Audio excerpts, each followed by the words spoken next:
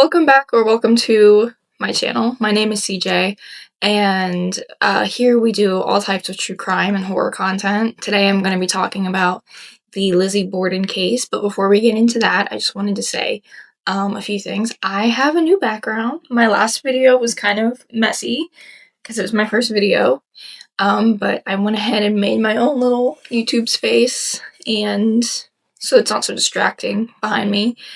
And I have created a email address for you guys to contact me on and send me video requests. Anything you want to see, just horror based. I'll do horror games. I'll send me movies to review. Just send me all types of true crime cases, ghost stories, anything. And I will get around to recording a video on it. But thank you for being here, and we're just gonna get right into the video.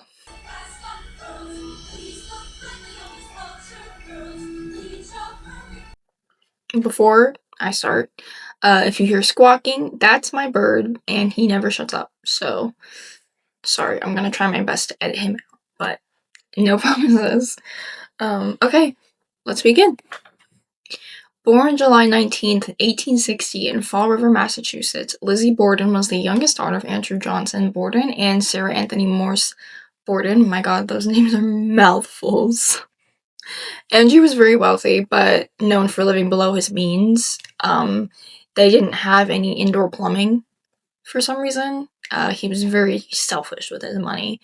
They lived on the hill, which was just where all of the elite in Fall River, Massachusetts had lived at that time. And their home was very, very modest compared to the other wealthy homes and families on the hill. Lizzie and her older sister Emma Borden were raised in a very strict and religious household. We know what happens when people are raised in very strict and religious households. Looking at you, Augusta Gein. Both women were unmarried at ages 32 and 41. Both women were still living at home, and family tensions were very high between the sisters and their stepmother, Abby Borden, who was married to Andrew Jackson. Andrew Jackson? No, Andrew Borden! She was not the first lady. The Borden sisters disliked their stepmother, Abby, believing she only married Andrew for his money. Andrew's stinginess extended to household comforts, no indoor plumbing, as I previously said, despite his wealth, which is so weird. I feel like if you are married and you have children and a maid, maybe we should put some more work into the house and show off our wealth a little bit. Months before the murders, arguments over property given to Abby's family caused deep resentment from both Borden sisters, Emma and Lizzie. Allegedly, Lizzie had stopped eating meals with both of her parents. We're already kind of getting into, motive territory here. So, August 4th, 1892, Lizzie, was home. Emma was not. She was in Fairhaven visiting some friends. And Andrew, Abby, Lizzie, and the Borden's maid, Bridget, Maggie Sullivan, they were all home. At about 9 a.m., Andrew left the house to run errands downtown. Abby went upstairs to make the bed in the guest room, and that was when she was struck 19 times in the head with a hatchet, killing her instantly, obviously. 10:45 a.m., Andrew returns home from running errands.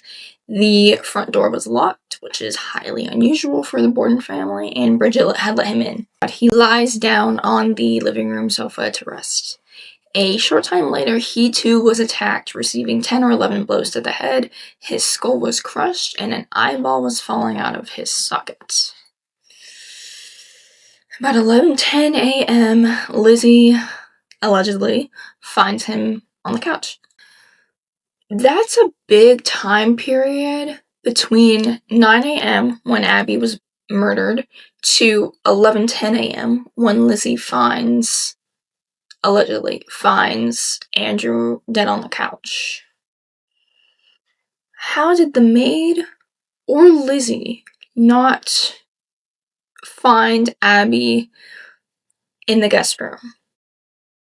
If it was in Abby's actual bedroom that she shared with Andrew at the time, it would make sense because, you know, it's a sacred place. No one's really going to go check the master bedroom.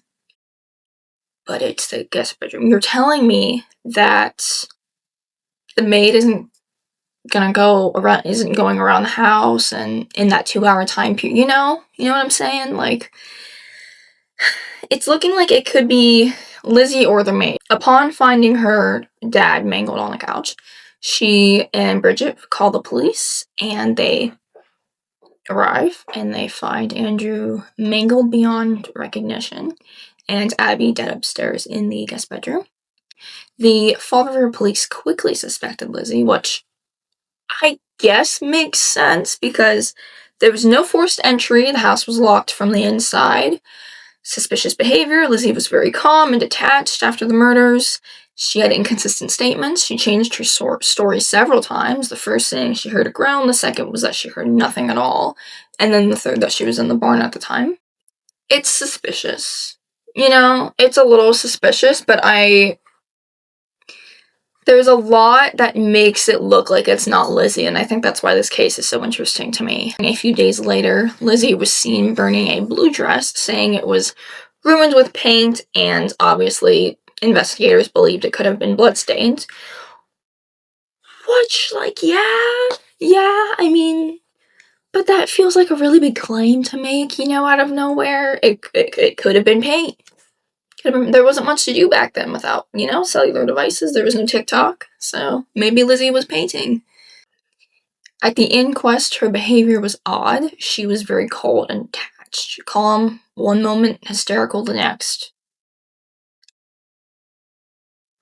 Her parents just died, and she found her father mangled. So now let's say she didn't kill her parents. That's pretty traumatizing, finding your father mangled on the couch. It was later revealed that she may have been given morphine to calm her nerves during the testimony. Her answers were contradictory, confusing, and evasive, which is suspicious. She was formally charged with murder, and the trial of Lizzie Borden went from June 5th to June 20th, 1893 in New Bedford, Massachusetts. The courtroom was packed with reporters and spectators. The case was a national sensation. Prosecution's argument was that Lizzie had motive, anger, and inheritance, which I hate to say it, but yeah, she had opportunity. She was home during both murders. So was the maid, though. So was the maid. Her behavior was suspicious. The burned dress, the inconsistent statements, and the murder weapon was from inside the house. But again, we're not looking at the maid. The defense's argument had claimed that there was no direct evidence, which is true. There were no witnesses, and there was no blood on Lizzie, or anything like on her clothes or anything like that. The police investigation was sloppy, that's true. The police were just trying to move the investigation along, as they do. Others, like an intruder, could have done it, which I guess. But there was no forced entry, and the hatchet was in. I mean, yeah. Defense also leaned heavily on the Victorian gender bias, the idea that a respectable, church-going woman couldn't possibly commit such a gruesome act. Which back then, yeah, I could see how that would be a valid argument. Nowadays, not so much. The verdict was given on June 20th, 1893, so almost a month after the murders.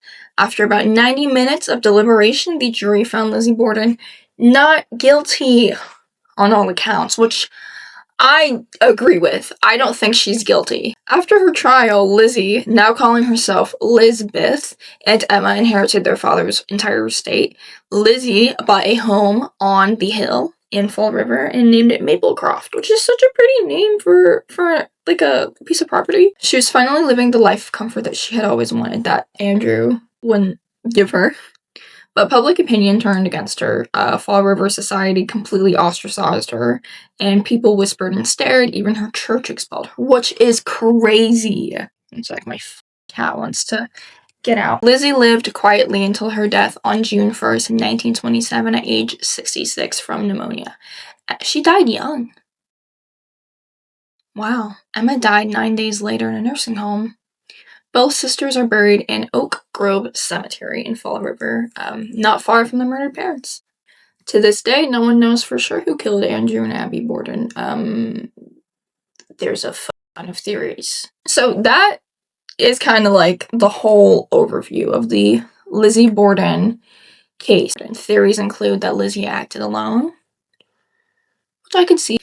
Another theory is that Lizzie and Bridget conspired. Lizzie's uncle, John Morris, was involved. He was sleeping in the guest room the night before, the room that Abby was cleaning, making the bed in. A mysterious intruder entered the house, but no theory has ever been proven, and I think that's why so many people still talk about it to this day, because it really is such a what the case, you know? The Lizzie Borden case inspired the rhyme. Lizzie Borden took an axe and gave her mother 40 whacks. When she saw what she had done, she gave her father 41. Do I think Lizzie did it? No. But that's why I don't want Ryan Murphy and his grimy little gremlin rich man hands to get on the Lizzie Borden case, because he likes to take cases that don't have much information to them and make them his, and make a little fan fiction out of them.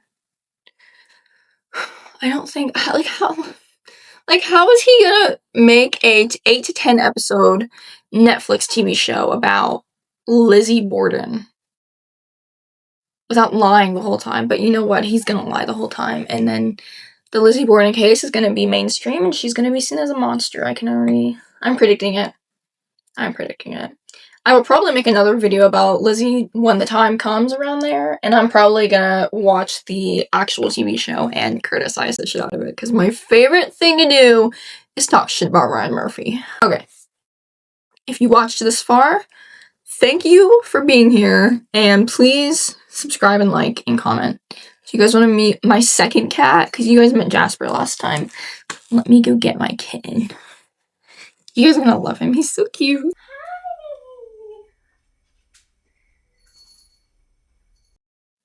I just woke him up from a nap. I don't think he's very happy with me, but that's okay. That's okay.